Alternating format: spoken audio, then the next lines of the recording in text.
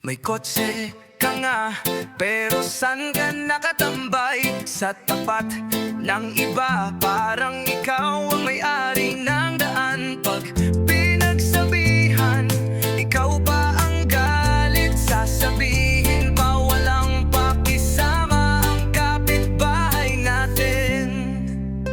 Pero kung lilinisin mo lang ang harap ng pintuan, hindi ka na mangangapit parada sa kung saan-saan. Sa harap ng bahay mo, doon ka magparada.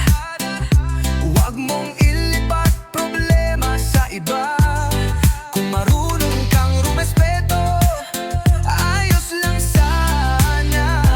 Pero huwag mong sabihin sila pa ang walang pakisama.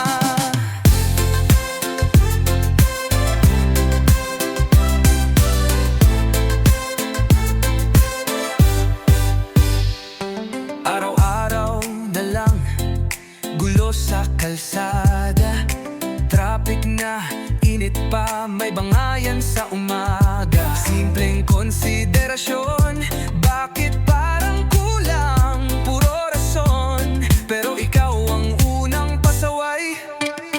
Kung linisin mo lang, ayusin mong tunay, hindi ka na manghihiram ng espasyo ng kapitbahay. Sa harap ng bahay mo, doon ka magparada. Huwag mong ilipat problema sa iba. Kung marunong kang rumespeto, ayos lang sana. Pero huwag mong sabihin sila pa ang walang pakisama.